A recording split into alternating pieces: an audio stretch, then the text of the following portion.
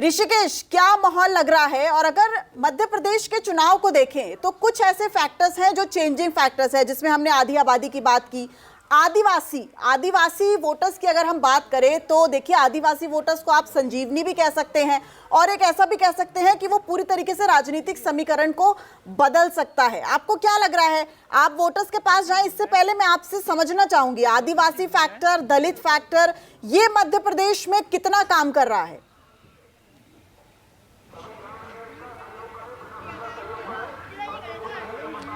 देखिए, हमारे साथ एक वोटर हैं, उनसे ही पूछ लेते हैं, और एक महिला भी हैं। मैं कोशिश करता हूं कि एक बार उनसे बात कर लूं। क्या मुद्दे हैं भाई साहब इस बार चुनाव में, क्या फैक्टर हैं? जिसो देखो, पेट या पेटी दोनों जानते हैं। अब किसका नाम ले दे अपन, जो तो जनता के ऊपर है ना जी। तो जनता बता सकती है। बेरोजगारी है, महंगाई है, या विकास 18 साल से ठीक चल रहा है? देखो, सब ठीक है। देखो, कोई ऐसा नहीं करता है कि जनता को कोई परेशान करे। कोई परेशान करना कोई नहीं चाहता है। सब जनता का सहयोग करते हैं, ये ऐसा नहीं है। तो जैसा होता है सब अच्छाई करते हैं, बुरा कोई नहीं करता है। हाँ जी। तो कोई बदलाव है, विकास है? बदलाव हर चीज़ में बदलाव है। किस चीज़ में बदलाव नहीं है? देखो, इधर महंगाई बोल रहे हैं तो उधर बेरोजगार भी तो बढ़ा रहे हैं ना। ये चीज़ें हैं, सब चीज़ें ऐसे नहीं। तो देखिए, जो साइलेंट वोटर हैं वो अपने तरीके से समझदार हैं और बहुत कुछ कह के भी कुछ नहीं कहना चाहते हैं। जो आप बार बार पूछ रहे हैं फैक्टर, जिस इलाके में, मैं चंबल के इलाके में हूँ, आप मुरैना से लेकर, भिंड से लेकर, आप ग्वालियर से लेकर शिवपुरी तक तकरीबन 35 विधानसभा की सीटें हैं। और इस 35 विधानसभा सीटों में पहले चूँकि ज्योतिराज सिंधिया यहाँ के मजबूत चेहरा माने जाते थे कांग्रेस के, अब वो भी बीजेपी के साथ आ गए हैं। तो बीजेपी का जो पूरा दारोमदार है इस बार महाराज के अलावा इस इलाके में आधी आबादी पर है। लाडली बहना से लेकर, लक्ष्मी योजना से लेकर, लखपति बिटिया से लेकर, ऐसी तमाम योजना है जिसका हाल के 6 या 8 महीनों में शिवराज सरकार ने जिसकी बरसात कर दी तोहफों की, लेकिन वो कितना कारगर होगा यह कहना मुश्किल है। ज़मीन पर एंटी इनकम्बेंसी जैसी कोई चीज़ें हैं, ये बात बिल्कुल स्पष्ट है। दूसरी बात जो समझ में आ रही है कि बड़े चेहरों के आधार पर मौजूदा मध्य प्रदेश का चुनाव नहीं हो रहा है। इसमें कोई फैक्टर नहीं है कि यहाँ से महाराज है या ज्योतिराज सिंधिया, या बगल से आपको केंद्रीय मंत्री चुनाव लड़ रहे हैं तोमर, या फिर उधर से कैलाश विजयवर्गीय इंदौर तक चले जाएं। तो ऐसी स्थिति नहीं है। जितने भी बड़े दिग्गज है, देखिए जो ग्वालियर पूर्वी की सीट है, वो खुद जहाँ से ज्योतिराज सिंधिया को चुनाव लड़वाना चाहती थी पार्टी, वहाँ से उनकी मामी खड़ी है माया सिंह, वो सीट पर काफ़ी कांटे की टक्कर है। जिस दिमनी की बात लगातार पूरे मध्य प्रदेश में हो रही है, जो मुख्यमंत्री पद के दावेदार बताए जा रहे हैं नरेंद्र सिंह तोमर, वो त्रिकोणीय मुकाबले में फंसे हुए हैं। जिस शिवपुरी से लगातार चर्चा हो रही थी कि ज्योतिराज सिंधिया की परंपरागत सीट है, उनकी अपनी जो बुआ हैं वो वहाँ से चुनावी मैदान में थी, वो इस बार चुनाव नहीं लड़ रही हैं, वो वहाँ कांटे की टक्कर है। ग्वालियर ग्रामीण की जो सीट है, जहाँ कई 2 बार से बीजेपी लगातार जीत रही थी, वहाँ वो सीट फंसती नजर आ रही है। भिंड में 5 विधानसभा की सीटें हैं। ये कहना मुश्किल है कि हर एक सीट पर कि कौन चुनाव जीत रहा है, लेकिन एक बात साफ है कि सरकार के खिलाफ एंटी इनकम्बेंसी जैसी चीज़ें, खासकर से सरकार नहीं, लोकल जो नुमाइंदे हैं, जो विधायक हैं, जनप्रतिनिधि हैं, और जिस इलाके में मौजूद हूँ बहुत बड़े स्तर पर विधायकों की अदला बदली का खेल था, तो वो फैक्टर भी इंपॉर्टेंट है। बाई इलेक्शन कई सारे हुए जहाँ से चुनाव हारे 2020 में, फिर 23 में कुछ लोगों का टिकट कटा, कुछ लोग वो कंटिन्यू कर रहे हैं, तो वो एक बड़ा फैक्टर है। लेकिन जाटव, ब्राह्मण, और एक जो सबसे बड़ी बात है राजनीतिक तौर पर दिव्या, कि उत्तर प्रदेश में हमने देखा चुनाव में कि बसपा के जितने भी उम्मीदवार थे वो समाजवादी पार्टी और महागठबंधन के उम्मीदवारों को नुकसान पहुंचा रहे थे, लेकिन मध्य प्रदेश में वो उल्टा दिख रहा है।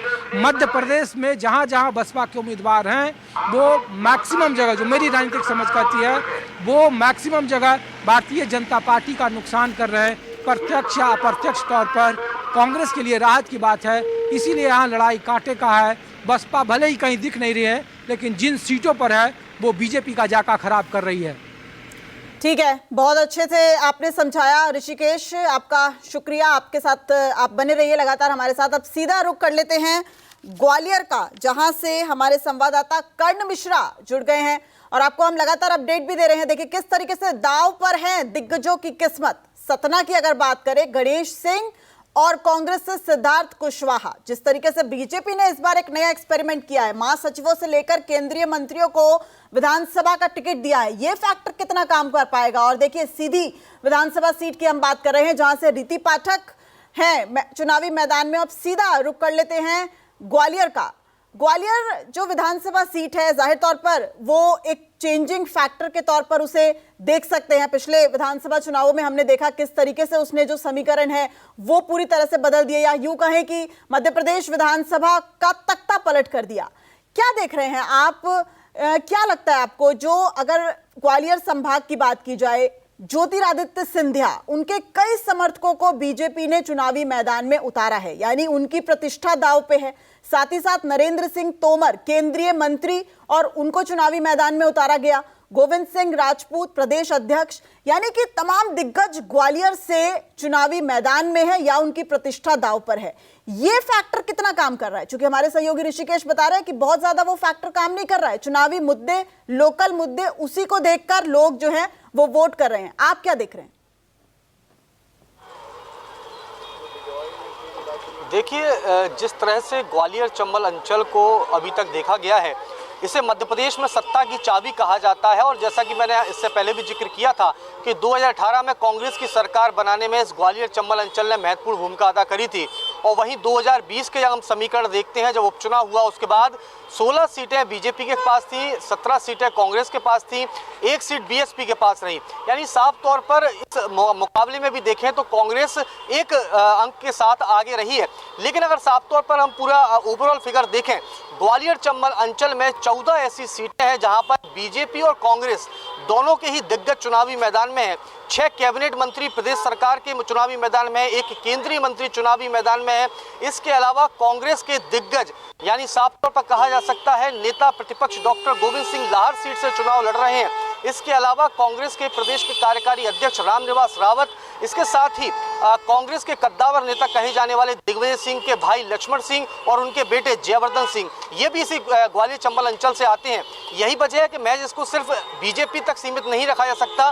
बीजेपी और कांग्रेस दोनों के लिए ही ये अंचल एक महत्वपूर्ण भूमिका अदा कर रहा है, और दोनों के लिए कहा जाए एक मुख्य कहा जाए सत्ता के सिंहासन तक पहुंचने का रास्ता बना हुआ है। चूंकि ग्वालियर चंबल अंचल की एक मुख्य खासियत रही है कि यहाँ पर जातिगत फैक्टर भी बहुत ज़्यादा मायने रखता है, क्योंकि हमने देखा है कि ग्वालियर चंबल अंचल में लगभग 22% SC/ST वोटर्स हैं। इसके अलावा 48% OBC वोटर्स हैं। इसके अलावा 12% क्षत्रिय वोटर और 9% ब्राह्मण वोटर्स, इसके अलावा अन्य वोटर्स हैं।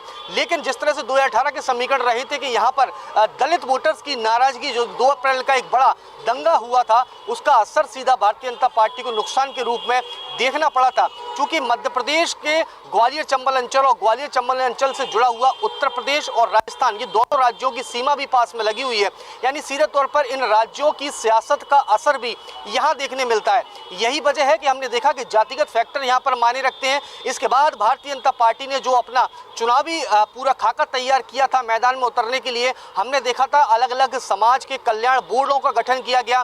बघेल समाज, जैसा कि ग्वालियर ग्रामीण विधानसभा 34,000 यहाँ पर मतदाता हैं, वहाँ से उन्होंने मध्य प्रदेश में अहिल्याबाई होलकर बघेल कल्याण बोर्ड जो है उसका अध्यक्ष जो है, यानी कैबिनेट मंत्री दर्जा देते हुए वो राजेंद्र पाल यहाँ से बनाए गए। ऐसे तमाम कल्याण बोर्ड के जरिए मध्य प्रदेश के उन समाज, उन जातियों को साधने की कोशिश बीजेपी की तरफ से की गई है, जो कहीं ना कहीं बीजेपी के लिए एक बड़ा फैक्टर ठीक है कर्ण, ठीक है। अब मैं सीधा तनवीर का रुख कर लेती हूं, जो मेहर से हमारे साथ जुड़े हुए हैं।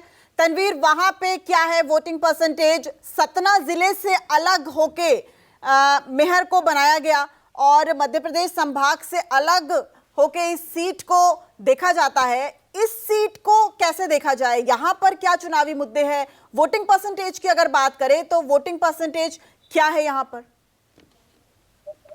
नेहा, मैं आपको बता दूं कि मैहर जिले में लगभग 5 लाख के ऊपर वोटर्स अभी नए जुड़े हैं, जो परिसीमन के बाद अलग जिला बना है। 5 लाख के ऊपर वोटर हैं। अभी मैहर विधानसभा में लगभग 1 बजे तक में 47% के लगभग वोटिंग हो चुकी थी। इस बार महिलाओं का रुझान वोटिंग की तरफ ज्यादा आ रहा है। वोटिंग प्रतिशत महिलाओं का इस बार ज्यादा बढ़ेगा। और अब देख सकते हैं कि महिलाएं यहाँ वोटिंग के लिए आई हुई हैं और वोट डाल रही हैं। और इनसे पूछेंगे कि ये क्या स्थानीय मुद्दे रहेंगे और किन मुद्दों को लेकर के ये लोग वोट करेंगे। किन मुद्दों को लेकर वोट करेंगे आप? महंगाई कम हो और जो शिवराज की योजनाएं हैं, लाडली बहना योजनाएं हैं, ये क्या योजनाएं काम नहीं आएंगी? क्यों नहीं आएंगी काम? आनी चाहिए, आएंगी, कहीं ना आएंगी। तो आप किन मुद्दों को लेकर वोट करेंगे यहाँ पर? और हर चीज में सुधार आए, यही सब आदमी सोचता है। जैसे लाडली बहना योजना है और महिलाओं के लिए बहुत सारी योजनाएं कांग्रेस और बीजेपी दोनों सरकारों ने की हैं। तो ये योजनाएं आप लोगों के काम में आएंगी या सरकार बदलाव की ओर आपको आगे करे? हो गया, जो जैसा करेंगे तो सही साठ होगा तो काम में आएंगी। तो जो महिलाएं हैं वो योजनाएं बता रही हैं कि सरकार की जो योजनाएं हैं वो उन पर वो काम करेंगी और वोट करेंगी। और यहाँ पर हमारे साथ वोटर्स भी हैं, इनसे जानने किन मुद्दों को लेकर आप वोट करेंगे? मुद्दे ये बताएंगे अच्छी बात। तो जो वोटर्स हैं उनसे बात करने की कोशिश करते हैं कि किन मुद्दों को लेकर ये वोट करेंगे और जो नहीं बताएं बोलेंगे किन मुद्दों को लेकर वोट करेंगे आप लोग।